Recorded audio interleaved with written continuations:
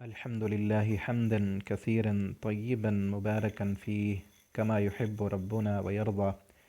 أما بعد، أعوذ بالله السميع العليم من الشيطان الرجيم من همزه ونفخه ونفسه. بسم الله الرحمن الرحيم. إن الذين آمنوا والذين هادوا والصابئون والنصارى، بے شک وہ لوگ آمنو جو ایمان لائے، والذین اور وہ لوگ ہادو جو یہودی بنے، والصابئون اور وہ لوگ جو بے دین ہوئے، والنصارى اور وہ لوگ جو عیسائی بنے، نصرانی بنے۔ من آمن باللہ، جو بندہ بھی ایمان لائے گا اللہ پر، ان میں سے جو بندہ بھی اللہ پر ایمان لائے گا، والیوم الآخر اور آخرت کے دن پر ایمان لائے گا، وعمل صالحا اور وہ عمل کرے گا نیک، فلا خوف علیہم پس کوئی خوف نہیں ہوگا ان پر، ولا هم یحزنون اور وہ غم زدہ بھی نہیں ہوں گے۔ اس آیت کا مفہوم اکثر لوگ جب قرآن کا ترجمہ سنتے ہیں نا، جو ریکارڈنگ کیا ہوتا ہے، تو وہ اس پر بھول جاتے ہیں۔ اس کا مفہوم آپ توجہ سے سن لیں تو سمجھ آ جائے گا۔ وہ یہ سمجھتے ہیں کہ جو لوگ یہودی ہیں یا بے دین ہیں یا عیسائی ہیں، بس ان میں سے جو بندہ بھی نیکی کرے گا نا، وعمل صالحا فلا خوف، اس پر قیامت کے دن کوئی خوف نہیں ہوگا۔ یہ مفہوم نہیں ہے اس کا، اس آیت کا۔ اور اس طرح کی آیت پیچھے بھی گزر چکی ہے پہلے سورہ بقرہ کے اندر، تھوڑے سے الفاظ کی تبدیلی کے ساتھ مفہوم ایک ہی ہے۔ تو اس کا مطلب یہ ہے کہ جو لوگ یہودی ہوئے اس وقت جب حضرت عزیر علیہ السلام تھے، حضرت موسیٰ علیہ السلام تھے، اس وقت جو بندہ جس بندے نے ان کو مانا، ان پر ایمان لایا اور نیک عمل کیے، آخرت پر بھی اس کا ایمان تھا اور مرنے پر بھی ایمان تھا، اور اس نے نیک عمل بھی کیے، قیامت کے دن اس پر کوئی خوف نہیں ہوگا۔ اور عیسائی جب حضرت عیسیٰ علیہ السلام موجود تھے، اس وقت جن عیسائیوں نے ان کو مانا، ان کی دعوت کو قبول کیا، ان کی مدد کی، ان کے ساتھ تھے، اور اللہ پر ان کا ایمان تھا، آخرت پر ان کا ایمان تھا، انہوں نے نیک عمل کیے، تو وہ اس دور میں فوت ہو گئے، ان کو قیامت کے دن کوئی خوف نہیں ہوگا، کوئی ان کو غم نہیں ہوگا، ٹھیک ہے۔ اور اب اور صابئون، صابی کہتے ہیں بے دین، ایسے لوگ جن کے پاس کسی نبی کی نبوت نہیں پہنچی، کسی یعنی نبی کی شریعت اور دعوت کا پیغام، رسالت کا پیغام ان تک نہیں پہنچا، ان کو پتہ نہیں چلا، ان میں سے بھی جو بندہ اللہ کو مانتا ہے، یوم آخرت کو مانتا ہے، قیامت کے دن پر اس کا ایمان ہے، اور پھر وہ نیک عمل بھی کرتا ہے، ظلم نہیں کرتا، زیادتیاں نہیں کرتا،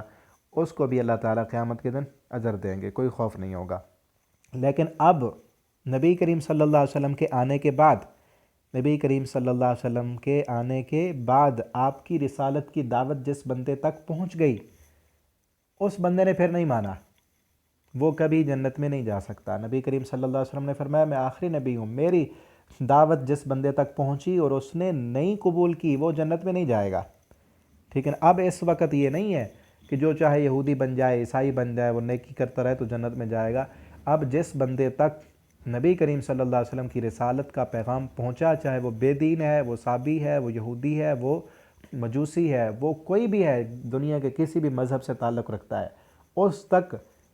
آخری نبی محمد کریم صلی اللہ علیہ وسلم کی رسالت کا پیغام پہنچا، اس نے مان لیا، نیک عمل کیے تو جنت میں جائے گا۔ اس نے اگر اس رسالت کے پیغام کو ٹھکرا دیا، نہیں قبول کیا، وہ کہتا ہے میں عیسائی رہوں گا، میں یہودی رہوں گا، یا جس مذہب پر میں ہوں میں ٹھیک ہوں، چاہے وہ جتنی مرضی نیکیاں کر لے، وہ انسانیت کے ناطے لوگوں کے لیے جو ہے فلاحی ادارے قائم کرے، ہسپتال بنائے، لوگوں کا علاج کرے، جتنی مرضی انسانیت کی خدمت کرتا رہے، جنت اس کو نہیں ملے گی، ٹھیک ہے نا۔ دنیا میں اللہ تعالیٰ اس کی نیکیوں پر اس کو جو ہے نا، یہ جو اس کے اچھا کام ہے، دنیا میں اس کو مال دے دیں گے، اجر دے دیں گے، اس کو اس کی محنت کا صلہ دنیا میں مل جائے گا، لیکن آخرت میں اس کو کبھی جنت نہیں ملے گی، ٹھیک ہے نا۔ یہ اس وقت ہے۔ اور اب جو ہے ان میں سے جو بندہ، یہاں آگے بھی ہے نا، دیکھ لیں، من آمن باللہ، ان میں سے جو بندہ اللہ پر ایمان لائے، آخرت کے دن پر ایمان لائے، اور اب ایمان کی شرط یہ ہے کہ محمد الرسول اللہ صلی اللہ علیہ وسلم کا کلمہ پڑھے، ویسا ایمان لائے جیسے فَإِنْ آمَنُوا بِمِثْلِ مَا آمَنْتُمْ بِهِ، جیسے محمد کے صحابہ ایمان لے کر آئے، فَقَدْ اهْتَدَوْا، پھر ہدایت ہے۔ تو آگے دیکھیں، لَقَدْ أَخَذْنَا مِيثَاقَ بَنِي إِسْرَائِيل، اور البتہ تحقیق ہم نے وعدہ لیا تھا میثاق بنی اسرائیل، پختہ وعدہ بنی اسرائیل سے، وارسلنا اور ہم نے بھیجا الیہم ان کی طرف رسلاً کئی رسول، کلما جب بھی جاءہم آتے ان کے پاس رسول کوئی رسول، بما ساتھ ان احکامات کے وہ چیزیں وہ حکم لے کر آتے، لا تہوی انفسہم کہ ناپسند سمجھتے ان کے نفس، وہ رسول ایسے احکامات لے کر آتے کہ ان بنی اسرائیل کے دل ان احکامات کو قبول کرنے کے لیے تیار نہ ہوتے، تو پھر کیا ہوتا؟ فریقاً کذبوا، ان میں سے بعض لوگ جو ہے جھٹلا دیتے ان احکامات کو، ان کا انکار کر دیتے، وفریقاً یقتلون اور کچھ تو ایسے ہوتے جنہوں نے انبیاء کے ساتھ لڑائیاں کی، انبیاء کو قتل کرنے پر تل گئے، اس قدر آگے بڑھے کہ یہ لوگ ایسے حکم لائے کیوں؟ صرف اس وجہ سے کہ وہ نبی آئے تھے ایسے احکامات لے کر کہ جو احکامات ان کو اچھے نہیں لگے، ان کے نفسوں کے خلاف تھے، بوجھ تھا ان پر، انہوں نے بعض لوگوں نے تو انکار کر دیا، نہیں مانا، اور بعض نے انبیاء کے ساتھ لڑائیاں کی، ان کو قتل کرنے کے لیے وہ تیار ہو گئے۔ وحاسبوا اور انہوں نے سمجھا اللہ تکون فتنہ کہ نہیں ہوگا ان کے لیے کوئی فتنہ، ان کے لیے کوئی آزمائش نہیں ہوگی، انہوں نے سمجھا کہ ہم نے یہ جو انبیاء کے ساتھ یہ سلوک کیا ہے نا، اس پر ہمیں کوئی سزا ملنے والی نہیں ہے۔ اللہ فرماتے ہیں ہم نے جیسی سزا وہ سمجھتے تھے نا ویسی تو نہیں ملی، وہ سمجھتے تھے کہ ہمارے اوپر کوئی آفت آ جائے گی، کوئی مصیبت آ جائے گی، ہم جو ہے نا وہ مار دیے جائیں گے، لیکن اللہ نے اس سے بھی بڑی ان پر مصیبت ڈالی۔ کیا تھا وہ؟ فعمو، پس وہ اندھے ہو گئے، وہ سمو اور وہ بہرے ہو گئے۔ اندھے اور بہرے آنکھوں کے اندھے مراد نہیں ہے، اور نہ ہی کانوں کے بہرے مراد ہیں، اس سے مراد یہ ہے کہ انہوں نے نبی کی ایک دعوت کو قبول نہیں کیا نا، ٹھکرا دیا، تو اب دعوت قبول کرنے کی صلاحیت ان سے سلب کر دی گئی۔ حق آیا نا، انہوں نے اپنی آنکھوں سے دیکھا، حق کو دیکھ کر اس حق کا انکار کر دیا، تو اللہ نے دوبارہ ان سے حق دیکھنے کی صلاحیت ہی چھین لی۔ حق بات سنی کانوں سے، لیکن اس حق بات کو قبول نہیں کیا، تو اللہ نے ان کے کانوں سے حق سننے کی صلاحیت ہی ختم کر دی، وہ حق قبول کرنے کی صلاحیت ہی اس میں، یہ تو اس سے بڑا عذاب ہے نا۔ دنیاوی سزا تو کم تھی نا، اگر دنیاوی ان کا کوئی نقصان ہو جاتا وہ سزا کم تھی، لیکن یہ سزا اس سے بڑی، انہوں نے سمجھا ہمیں سزا ہی نہیں ملے گی، بلکہ سزا ان کو بڑی ملی، اور آج بھی ایسے ہے۔ رب کا قانون وہی ہے، جو بندہ دعوت کو ٹھکراتا رہے نا، بار بار حق آئے اس کے سامنے وہ نہ قبول کرے، تو قبول کرنے کی صلاحیت ہی اس سے سلب کر دی جاتی ہے۔ جس طرح نبی کریم صلی اللہ علیہ وسلم نے فرمایا نا، بندہ جب گناہ کرتا ہے تو اس کے دل پر ایک سیاہ نقطہ لگ جاتا ہے، دوسرا گناہ کرتا ہے تو دوسرا نقطہ لگتا ہے،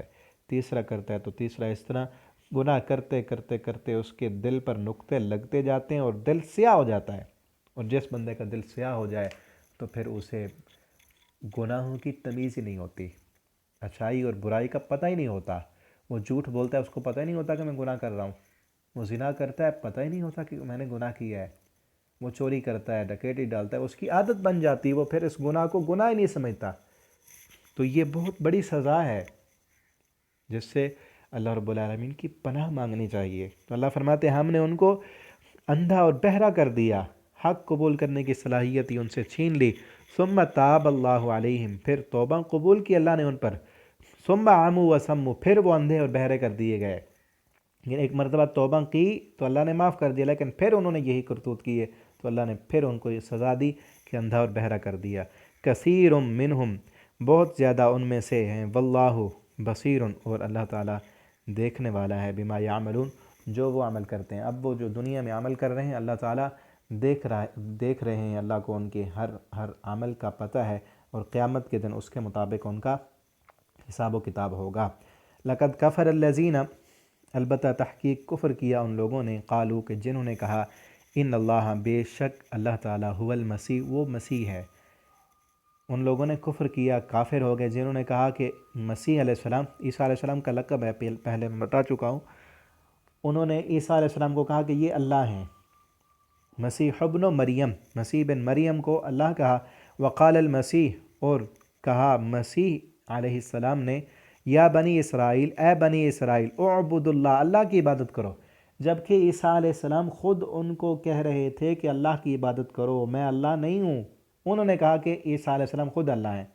ربی وہ میرا رب ہے، وہ مجھے پیدا کرنے والا، پالنے والا، روزی روٹی دینے والا وہ میرا رب ہے، وربکم اور تمہارا بھی رب ہے، ربی وربکم میرا بھی رب وہ ہے، تمہارا بھی رب وہ ہے،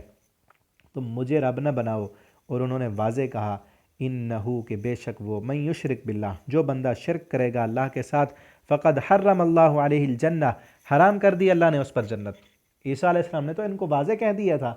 لیکن انہوں نے پھر بھی کیا کہا کہ عیسیٰ علیہ السلام اللہ ہیں،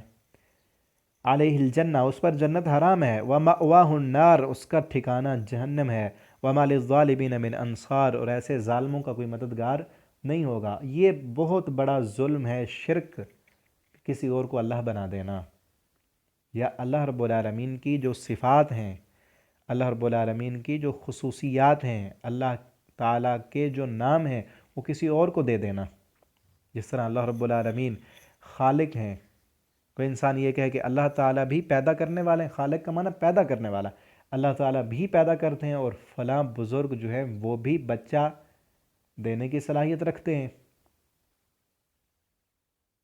یا کوئی یہ کہے کہ اللہ رب العالمین بھی رازق ہیں اور فلاں پیر صاحب بھی رزق دینے کی صلاحیت رکھتے ہیں، اور یہ اسباب ہیں، یہ بھی اگر عقیدہ بن جائے کہ اللہ تعالیٰ بھی رازق ہیں اور میری دکان بھی مجھے رزق دیتی ہے یا میری فیکٹری بھی مجھے رزق دیتی ہے، یہ اسباب ہیں اللہ نے بنائے ہیں، ان کو استعمال کر کے بندہ لیتا ہے، لیکن یہ سمجھنا، یہ ذہن میں رکھنا کہ اسی سے ہی ملتا ہے تو یہ شرک ہے۔ عقیدہ انسان کا یہ ہو کہ سب کچھ کرنے والا اللہ ہے، تو اللہ تعالیٰ کا یہ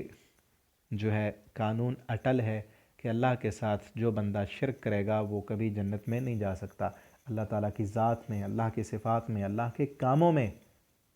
اللہ تعالیٰ بے مثل اور بے مثال ہیں، پوری کائنات کے اکیلے مالک، اللہ پوری کائنات کو بنانے میں اللہ کا کوئی شریک نہیں ہے، اور پوری کائنات کا نظام چلانے میں بھی اللہ تعالیٰ اکیلے ہیں، کوئی اللہ کے ساتھ اور شریک نہیں ہے۔ کئی کلمہ پڑھنے والوں کا بھی آج عقیدہ ہے کہ کائنات کو چلانے والے فلاں فلاں ہیں، فلاں فلاں بزرگ اللہ کے ساتھ ہیں، جس طرح کہتے ہیں نا شاہ رکن عالم، ہمارے پاکستان ملتان کے اندر ایک بزرگ کی قبر ہے کہ جن پیر صاحب کو شاہ رکن عالم کہا جاتا ہے۔ اس کا کیا معنی؟ شاہ رکن، رکن کا معنی ایک حصہ، ایک جز، عالم پوری کائنات کا ایک جز، یعنی ایک کائنات کے حصے کو انہوں نے سنبھالا ہوا ہے۔ کتنا بڑا شرک ہے، کتنا بڑا شرک اسی نام سے شاہ رکن عالم، کہ کائنات کے ایک اگر یہ نہ ہو تو کائنات کا ایک حصہ ختم ہو جائے، کتنا بڑا شرک ہے۔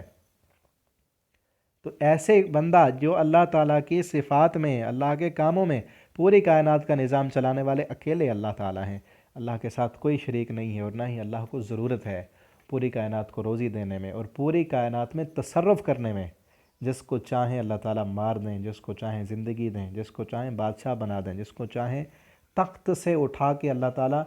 جیلوں میں پہنچا دیں، اور ہم اپنی آنکھوں سے دیکھ رہے ہیں۔ وہ لوگ ہمارے اسی ملک پاکستان میں، وہ لوگ جو پہلے برسر اقتدار تھے، جن کا حکم چلتا تھا، جن کی بادشاہت تھی، جن کے پاس سارے اختیارات تھے، آج وہ جیلوں میں ہیں۔ یہ کون ہے؟ اللہ رب العالمین جس کو چاہیں وہ تخت پر بٹھا دیں، جس کو چاہیں تخت سے اٹھا کے تختے پہ لٹکا دیں۔ تو اللہ تعالیٰ کے کاموں میں، تصرف میں کوئی اور شریک نہیں ہے، اور یہ اللہ کا اٹل قانون ہے، اور ہمیں چاہیے کہ ہم اللہ سے دعا کریں اللہ تعالیٰ ہمیں شرک سے بچائیں، اور ہمارے کلمہ پڑھنے والے مسلمان بھائیوں میں جو شرک پایا جاتا ہے اسے روکنے کی ہمیں کوشش کرنی چاہیے، اور دعا کرتے ہیں اللہ تعالیٰ ہمیں توحید کی سمجھ دے۔ آخر دعوانا الحمدللہ رب العالمین۔